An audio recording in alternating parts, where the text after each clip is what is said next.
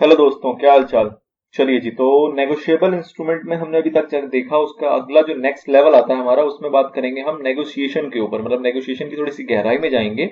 अब नेगोशिएशन का बेसिक मतलब क्या है तो हम स्टार्टिंग से समझते आ रहे हैं। यहाँ पे वो नेगोशिएशन नहीं है जो हम डेली की बोलचाल भाषा में देखते हैं। ये नेगोशिएशन का बेसिक मतलब है ट्रांसफर। मतलब कि जो हमारा इंस्ट्रूमेंट है उसके अंदर एक क्वालिटी होती है कि it must be transferable, freely transferable. तो वो उसके फीचर के अंदर का पार्ट है, एक एसेंशियल कैरेक्टरिस्टिक्स है जो कि होना चाहिए।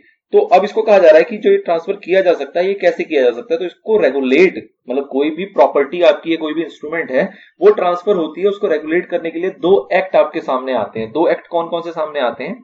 तो पहला एक्ट है आपका negotiation under the negotiable instrument act number 1, जो हम पढ़ रहे हैं फिलहाल। और नंबर 2 आपका आएगा assignment under the transfer of property act, कि अगर ट्रांसफर है, ट्रांसफर हो सकता है बाय वे ऑफ असाइनमेंट, जो कि प्रोवाइड कराता है आपका ट्रांसफर ऑफ प्रॉपर्टी एक्ट। फिलहाल इसकी बात अभी करेंगे नहीं हम।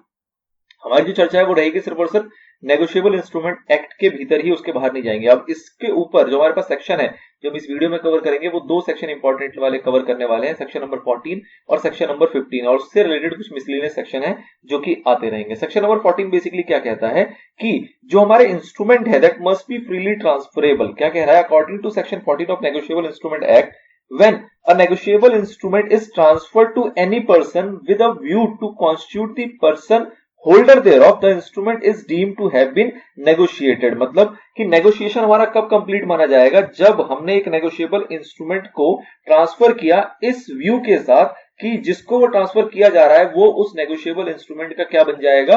होल्डर बन जाएगा। तो इसको मानेंगे कि हम अगर इस पर्पस से, इस व्यू के साथ हम इसको कॉन्स्टिट्यूट कर रहे हैं, तो ये माना जाएगा कि हमारा नेगोशिएशन जो है वो कंप्लीट हो गया। अब नेगोशिएशन कैसे कैसे हो सकती है? तो बेसिकली दो तरीके हैं जो आपने स्टार्टिंग से देखे हैं। Number 1 is mayor delivery. Number 1 is what? सिर्फ और सिर्फ डिलीवरी की तरीके से नेगोशिएशन पॉसिबल हो पाता है। और नंबर 2 जो आपको कहता है वो कहता है bye way of endorsement plus delivery. मतलब दोनों चीजें आएंगी। एक तो टर्म आएगा सिर्फ और सिर्फ डिलीवरी का, और दूसरा टर्म आएगा कि जहां पे इंडोर्समेंट भी होगा और साथ में आपकी डिलीवरी भी होगी। तो दोनों चीजें भी यहां पे कवर की जाती है। अब सिर्फ डिलीवरी जो है वो किस केस में एप्लीकेबल होगा? जो सिर्फ डिलीवरी है वो किस केस में एप्लीकेबल होगा? तो कहा जाता है क्या कि डिलीवरी जो है ये पॉसिबल है only in case when promissory note, bill of exchange या फिर चेक पेबल टू बियरर। मतलब कि if this are payable to bearer, तो उस केस में by mere delivery is enough to negotiate. But अगर बात करते हैं कि यही अगर हमारे जो इंस्ट्रूमेंट है these are payable to order, तो उस केस में सिर्फ और सिर्फ डिलीवरी से काम नहीं चलेगा। उस केस में हमें उसको इंडोर्समेंट भी जरूरी है। तो दो अलग व्यू है आपको जो समझने हैं कि नेगोशिएशन कैसे हो सकता है। तो हमें पता लगा कि बाय वे ऑफ डिलीवरी हो सकता है या bye way of negotiation plus delivery हो सकता है। तो अब कब है जब डिलीवरी से काम चल जाएगा? कब है जब हमें इंडोर्समेंट के साथ डिलीवरी भी करनी पड़ेगी? तो उसके लिए कहा जाता है कि when these instruments are payable to bearer, उस केस में सिर्फ डिलीवरी काफी है अपने आप में। बाय वे ऑफ डिलीवरी हमारा नेगोशिएशन कंप्लीट माना जाएगा। But when they are payable to order, तो उस केस में हमें इंडोर्समेंट भी करना होगा अलॉन्ग विद दी डिलीवरी। दोनों के दोनों वहां पे एप्लीकेबल हो जाते हैं। नाउ जो आपको मोड्स है इसको 1 बाय 1 देखेंगे। इसके लिए आपके सेपरेट सेक्शन यहाँ पे एप्लीकेबल होगा। सबसे पहले बात करेंगे, मोड्स हमने देख लिया। उसके बाद सबसे पहला जो मोड आएगा वो आएगा डिलीवरी का, जिसके ऊपर सेक्शन नंबर 47 लगता है। दो तरीके हमने देखे हैं। Number 1 is delivery, number 2 is delivery plus negotiation, delivery plus endorsement. तो हमें अब देखना है पहले डिलीवरी को। Negotiation by delivery section number 47। अब ये क्या कहता है? ये कहता है कि subject to the provision of section 58 a promissory note, bill of exchange और चेक पेबल टू बियरर। मतलब डिलीवरी के केस में क्या कह रहा है कि if these are payable to bearer is negotiated by delivery thereof. अगर वो पेबल टू बियरर होगा तो बाय वे ऑफ डिलीवरी हम उसको नेगोशिएट कर सकते हैं। ऐसा बताता आपको सेक्शन नंबर 47। उसके बाद उसने एक और एक्सेप्शन यहाँ पे क्या डाल दी कि अगर हमारा जो ये नेगोशिएशन है ये सपोज करो डिपेंड करता है किसी सर्टेन इवेंट के हैपनिंग के ऊपर। कई बार हमारी जो नेगोशिएशन होती है वो इसलिए होती है कि जैसे कि सपोज किसी की डेथ हो गई या फलाना कोई और इवेंट घटेगा, उसके बाद ही नेगोशिएशन कंप्लीट माना जाएगा। अगर ऐसी कुछ सिचुएशन है तो उस केस में डिलीवरी से काम नहीं चलेगा। आपके डिलीवरी के बाद भी जब तक वो सर्टेन इवेंट आपका हैपनिंग में कन्वर्ट नहीं हो जाता, जब तक वो जो इवेंट है वो एक्चुअल में फुलफिल नहीं हो जाता है, तब तक हमारा जो इंस्ट्रूमेंट है वो नॉट नेगोशिएबल ही माना जाएगा, वो नेगोशिएटेड माना नहीं जाएगा। तो क्या कहा गया कि delivery is itself sufficient to negotiate in case when payable to bearer, but ध्यान क्या रखना एक्सेप्शन का कि अगर इवेंट का सिनेरियो आ जाता है जिसकी हैपनिंग के ऊपर डिपेंड करता है हमारा नेगोशिएशन, तो जब तक वो इवेंट हमारा हो नहीं जाता तब तक वो नॉट नेगोशिएबल ही रहेगा, तब तक वो नेगोशिएबल नहीं माना जाएगा। अब इसके ऊपर कुछ एग्जांपल है, उसको देख लेते हैं। नंबर 1 पहला एग्जांपल आता है ए,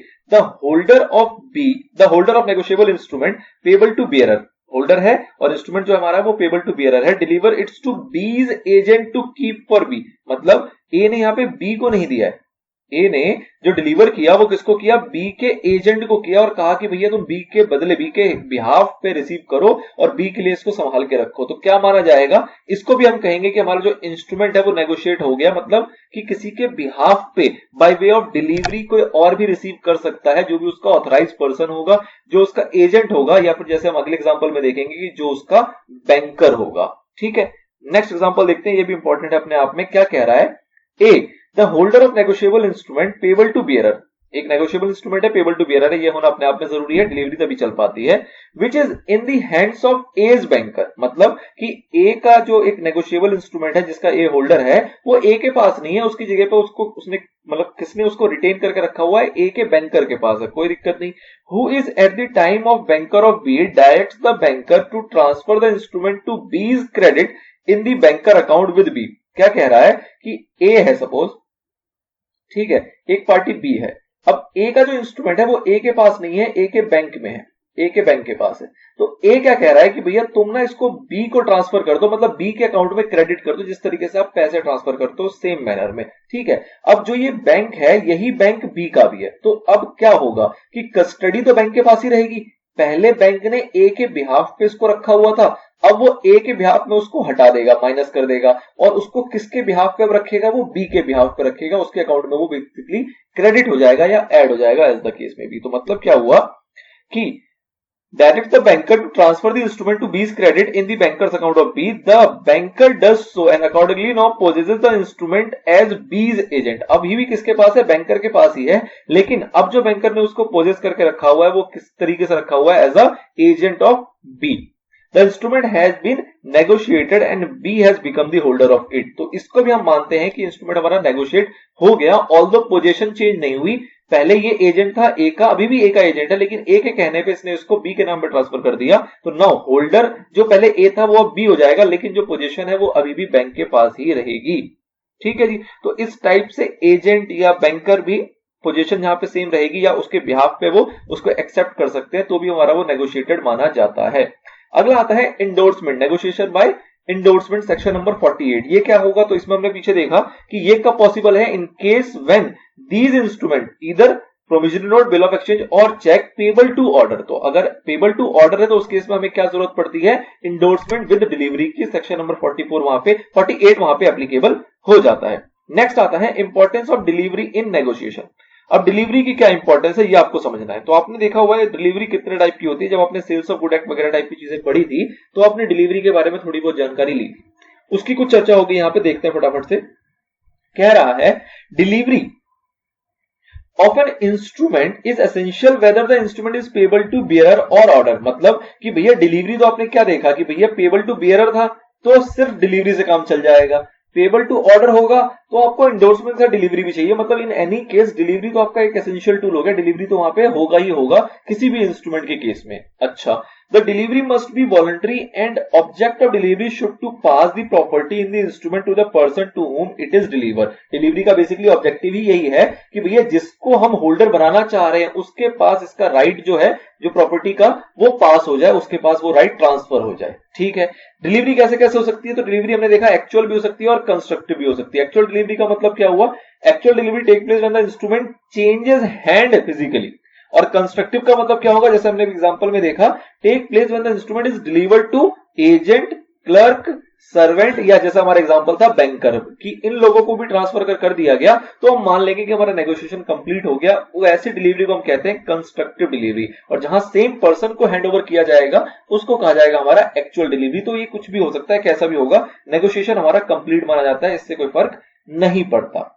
आगे कहता है section 46 also lays down that when an instrument is conditionally or for special purpose only, instrument है हमारा वो कंडीशनल है या फिर स्पेशल पर्पस ओनली है, the property in it does not pass to the transferee even though it is endorsed to him unless the instrument is negotiated to a holder in due course. अब आपने क्या देखा था, आपने देखे थे कि कुछ प्रिविलेजेस मिलते हैं होल्डर इन ड्यू कोर्स को। होल्डर इन ड्यू कोर्स का मतलब क्या है कि जब ट्रांजैक्शन की गई है गुड फेथ के अंदर, अगर ट्रांजैक्शन की गई है गुड फेथ के अंदर, तो उसमें कहा जाता है कि अगर कोई ऐसा इंस्ट्रूमेंट है जो कि बनाया गया था हमने किसी कंडीशन के साथ या फिर किसी स्पेशल पर्पस के लिए, तो अगर वैसा इंस्ट्रूमेंट हम नेगोशिएट करते हैं तो उस केस में आपने इंस्ट्रूमेंट तो नेगोशिएट कर दिया लेकिन उसका प्रॉपर्टी पास नहीं होता। रीजन बीइंग क्योंकि वो इंस्ट्रूमेंट ही आपका कंडीशनली, और कंडीशन कुछ यही है कि प्रॉपर्टी आप पास नहीं कर सकते, इसको आप फर्दर इंडोर्स नहीं कर सकते हो, फर्दर नेगोशिएट नहीं कर सकते हो। अच्छा जी, लेकिन अगर हमारा होल्डर इन ड्यू कोर्स है, होल्डर इन ड्यू कोर्स का मतलब क्या है कि जिसको हमने ट्रांसफर किया है उसको ये चीजें के बारे में कोई आइडिया नहीं था, उसने गुड फेथ में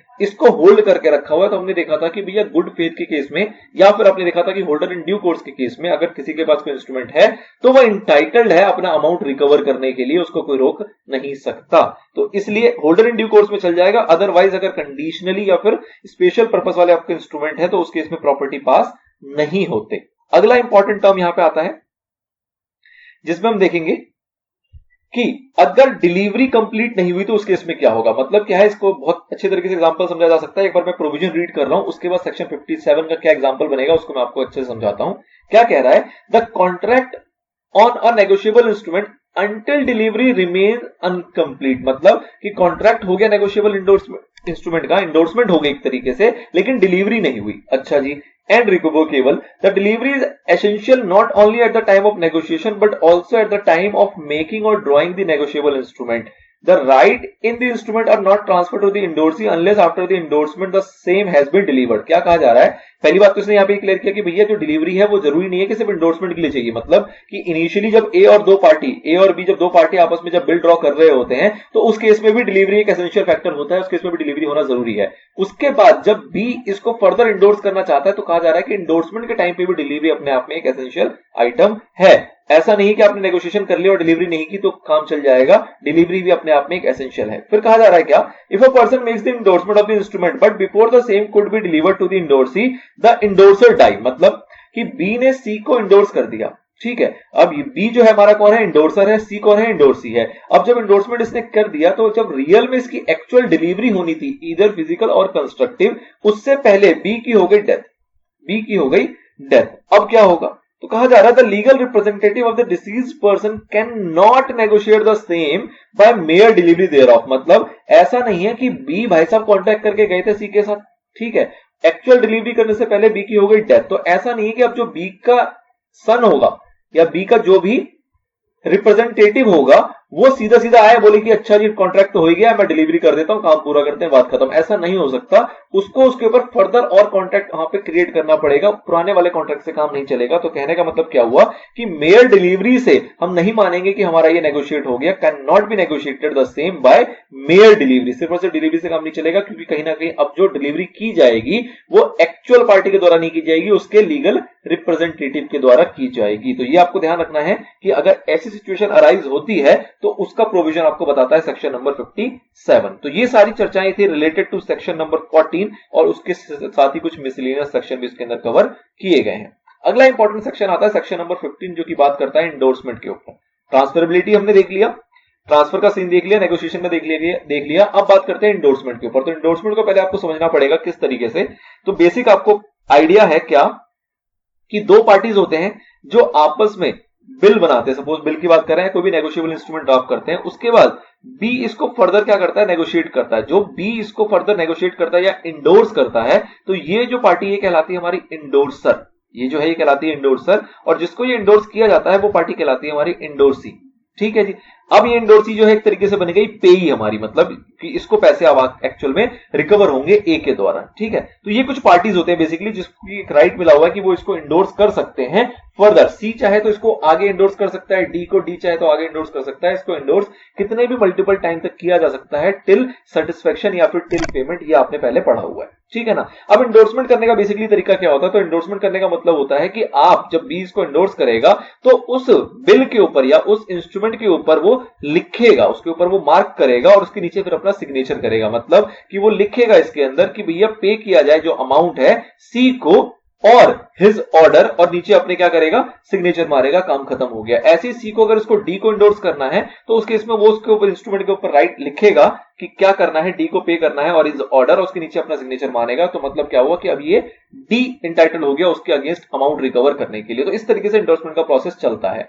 अब ये लिखा जाता है किसके ऊपर लिखा जाता है, तो या तो ये आप उस इंस्ट्रूमेंट के ऊपर लिख सकते हो या फिर आप उसके अंदर अटैच कर सकते हो एक एडिशनल पेज, एडिशनल स्लिप जिसके ऊपर लिखा जाएगा, और उस जो स्लिप है उसको कहा जाता है एलॉन्जी। मतलब फ्रेंच वर्ड है जिसके अंदर जो भी उसको स्लिप को हम नेगोशिएबल इंस्ट्रूमेंट के साथ अटैच करते हैं, और अटैच करने के बाद उसका नाम देते हैं एलॉन्जी, जिसके अंदर बेसिकली बी ने इंडोर्स किया, फिर सी उसको इंडोर्स करेगा, फिर डी इंडोर्स करेगा, उन सभी की उसके अंदर जगह बची हुई होती है और वो सारे उसको फर्दर इंडोर्स करते रहते हैं। अगर लगता है कि वो कंप्लीट हो गया हमारा जो इंस्ट्रूमेंट है उसमें लिखने की जगह नहीं बची है तो हम फर्दर उसके अंदर और स्लिप भी ऐड कर सकते हैं। तो इस तरीके से बेसिकली प्रोसीजर चलता है। एसेंशियल क्या है कि भैया उसके अंदर लिखना है आपको कि क्या इंडोर्स कर रहे हो और क्या कंडीशन के साथ करते हो, और अलॉन्ग विद आपका सिग्नेचर जो है वो एक एसेंशियल एलिमेंट यहाँ पे बन जाता है। तो देखते हैं सेक्शन नंबर 15 क्या कहता है। ये आपको थोड़ा सा ओवरव्यू देना था। मीनिंग क्या है, कह रहा है बंदा मेकर और holder of a negotiable instrument sign the same otherwise than such a maker for the purpose of negotiation. Signature किया गया किसके द्वारा, मेकर के द्वारा या फिर जो भी उसका होल्डर है जो भी इंडोर्स कर रहा है उसके द्वारा, और पर्पस क्या है, नेगोशिएशन का। ऑन दी बैक और फेस देयर ऑफ, या तो वो उसके बैक साइड पे कर सकता है, फेस पे कर सकता है, कोई दिक्कत नहीं है। और on a slip of paper annex thereto known as allonge, या फिर अगर उसमें जगह उसको नहीं दिखती है तो उसके अंदर वो एक पेपर एक स्लिप को अटैच कर सकता है जिसके ऊपर वो साइन करेगा तो भी वो वैलिड माना जाएगा। इस स्लिप को क्या कहते हैं, तो इस स्लिप को हमारे फ्रेंच वर्ड में कहा जाता है एलॉन्जी। ये आपको वर्ड ध्यान रखना है, एग्जाम से पॉइंट से थोड़ा रेलेवेंट हो सकता है। आगे और कहा जाएगा कि हमारा जो वो है वो इंडोर्स हो गया, मतलब इतनी एक्टिविटी अगर कर दी गई है तो माना जाएगा कि जो हमारा इंस्ट्रूमेंट है वो इंडोर्स हो चुका है। जो पर्सन इंडोर्स कर रहा है उसको हम कहते हैं क्या, इंडोर्सर, और जिसके अगेंस्ट वो इंडोर्स किया जा रहा है the person to whom the instrument is endorsed, जिसको इंडोर्स किया गया वो पार्टी हमारी कहलाती है endorsee. The instrument thereof means signature of the person which are generally made at the back of the instrument. कह रहा है सिग्नेचर करना जो कि जनरली बैक में किया जाता है, लेकिन वो मतलब उसके फेस पे भी किया जा सकता है, उसके फ्रंट पे भी किया जा सकता है, उसमें कोई दिक्कत नहीं है। कोई स्पेसिफिक फॉर्मेट है कि आपको उसके अंदर क्या लिखना है, तो कहा गया कि ऐसा कुछ भी नहीं है। सेक्शन 15 बताता है कि no particular form of words, मतलब किस तरीके से आप क्या राइटिंग होंगे, क्या लॉ में कोई लैंग्वेज दी गई है, ऐसा कुछ भी नहीं है। No particular form of words is necessary for an endorsement, कोई भी पर्टिकुलर वर्ड्स नहीं है, आप किसी भी तरीके से किसी भी लैंग्वेज में लिख सकते हो, जिससे बस ये समझ में आ जाना चाहिए कि आपने जो अपना राइट था वो ट्रांसफर कर दिया सामने वाली पार्टी को, उसको उसके अगेंस्ट पेमेंट कर दी जाए, दैट्स ऑल। एग्जांपल देख लेते हैं।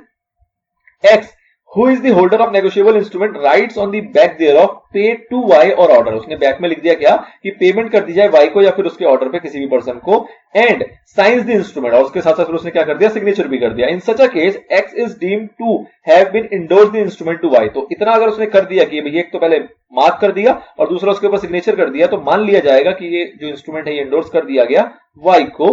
If Y delivers the instrument, if X delivers the instrument to Y, X ceases to be the holder and Y becomes the holder। अगर एक बार उसके बाद ये तो इंडोर्समेंट का प्रोसेस हुआ। सेकंड फिर हमने देखा एसेंशियल क्या है कि डिलीवरी होनी चाहिए, तो डिलीवरी भी अगर हो गई तो माना जाएगा कि X की होल्डरशिप खत्म हो गई और Y जो है हमारा वो यहाँ पे होल्डर बन गया। तो this is the whole procedure जो सेक्शन 15 आपको बताता है कि किस तरीके से आप इंडोर्समेंट कर सकते हो, किस तरीके से आप इंस्ट्रूमेंट को प्रैक्टिकली ट्रांसफर कर सकते हो एज पर सेक्शन नंबर 15। अब इस इंडोर्समेंट के अंदर काफी सारी और वैरायटीज है, काफी सारी रिलेटेड सेक्शंस और भी इन्वॉल्व होते हैं। सेक्शन 16 चलेगा और उसके साथ कुछ मिसलेनियस और सेक्शंस भी यहाँ पे चलेंगे, बट उसकी जानकारी हम लेंगे अपने सेपरेट पार्ट के अंदर। फिलहाल के लिए आपको इंडोर्समेंट की बेसिक जानकारी जो सेक्शन नंबर 15 देता है वो यहाँ पे प्रोवाइड कर दी गई है। आई होप आपको यहाँ तक की बातें समझ में आई होंगी। रिमेनिंग जो इसका फर्दर पार्ट है वो हम नेक्स्ट पार्ट के अंदर कवर करेंगे।